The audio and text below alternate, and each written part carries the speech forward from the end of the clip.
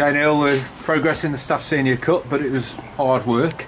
We had to rely on penalties. Yeah, it was hard work, you know, and we got there in the end. Made it difficult for us, Rocester.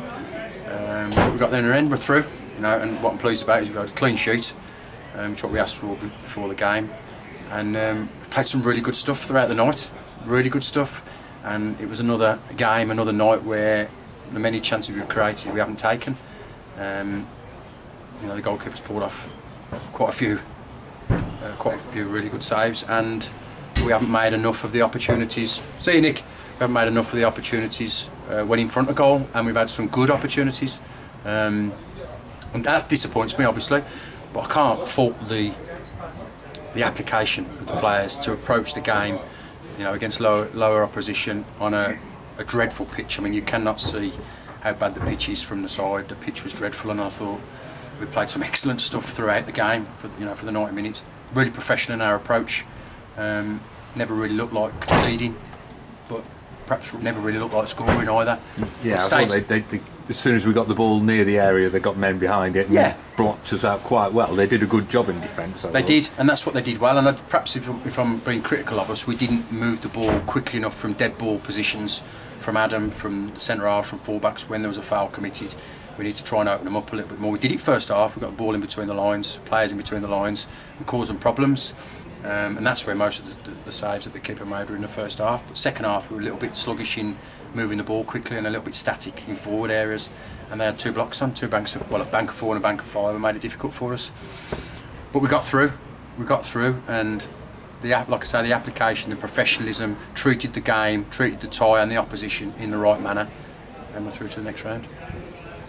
Couple of negatives on the night. You know, we've got a couple of injuries there with Matt Bailey and Tyrrell White. What's that? Well, you know, we're through, but it comes at a cost. You know, Tyrrell's pulled his hamstring. It's not tightness; he's pulled his hamstring, which, you know, with him being a lone player, he's not good, to be honest, for us. And I'm hoping it's not as bad as first feared. We've got some ice, and it's eased up a little bit, but you know that could be anything up to 4 weeks.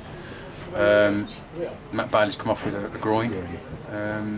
Has he been struggling with that for a while? No, I think I've seen him a couple of times in games. He seems to hold it. I don't think so. I think he just opened his groin up when the ball come into him, and you know we'll assess that Thursday. I'm hoping it's not too bad. Josh took a kick, but it was just a kick, it's not a muscle injury. And the other one, Mass, you know, don't want to talk too much about that, but that's going to hurt us as well. So. All in all, we're through, and I'm pleased with that, but it comes at a cost. Defensively, on the night, going back to the game, I thought we didn't really give Rocester a look in, did we? On that, you know. No, it was breakaway stuff, but it was breakaway stuff based on us losing possession in and around the box, you know. And they can have some amount of ball in the final third, but whatever they did have, you know, barring the odd corner. They never really looked like scoring, and I don't think they wanted to be honest. They were more concerned on running down the clock from 10 minutes into the game to get to full time and hope to beat some penalties, and that could have happened. You know, you got to praise them for that, because defensively, from the front to the back, they were strong defensively and made it difficult for us. But again, I can only praise my boys in terms of professionalism, making sure that their concentration levels were good for the penalties. And you gave Lucas run out 10 minutes at the end, and he could have snatched a winner. Well, he should have scored. We just said it in there. We've gone through the team. You know, Mass could have had a couple. West, you could have had a hat-trick tonight. Levi, strike. Joe Thomas, who I thought played really well on a difficult pitch that wouldn't suit him, but he did have a really good game. He could have had a couple of goals tonight. And I'm going through the team, and Bales had a couple of headers. Josh Craddock had a header from a corner. And like I say, it could have been, and I keep saying could have been. I've said this every week, and it wasn't. And Lucas has that header. You know, a little bit more on that, he could be going away with the winner. Just pleased to get him on the pitch. Yeah, because I thought, you know, it's a risky one at sort of 15 minutes to go, 0-0. It's always a game that you could lose, but you know, brave to put him on there and give him a run out. I said a couple of weeks ago when we signed, put him on first team forms. He's looked lively in first team training. He's bright and breezy, and you know, we don't stand still and get kicked. And as the game was wearing on and defenders were getting tired, you know, we could just get him in. He's not, you know, nippy getting in around their two centre halves that were tiring. You never know, you know, and he's good enough. He's not strong enough yet for regular football at first team level, but technically he's good enough. So ideal opportunity tonight to just bed him in, ease him in gently, and we'll do that in the League Cup as well. And moving on to Saturday, trip to Marine. And thoughts on that one? Well, I'm looking forward to it. I'm really looking forward to February now. You know, I know we've picked up a couple of knocks tonight, and we'll assess that, and that's probably going to hurt us a little bit. But you know, it is what it is. We've got good numbers, and we've got players that will get opportunities now.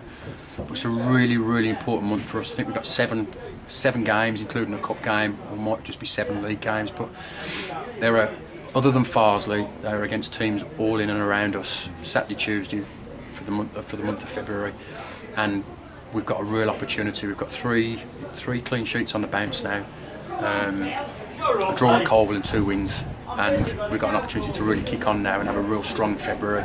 And if we do that, we can move up into around that top 10, and that's what the message is to the players. I want the fans to come out and support us home and away, and really get behind the team now, because February is a key month for us. It can make our season. And we owe Marine, don't we? Because we were shocking against them. Yeah, we were, and they beat us well at our place, and you know, we go up there really full of confidence. You know, good performance against Matlock, a good performance tonight, and we get through. You know, even though it was difficult, we get through. And like I say, 3 unbeaten, 4 good performances with the Ulster game, and I'm hoping that we've just turned the little corner and we can have a strong February, and it'll see us in a better position in the league. Cheers. Thanks, Anil. No worries. Cheers.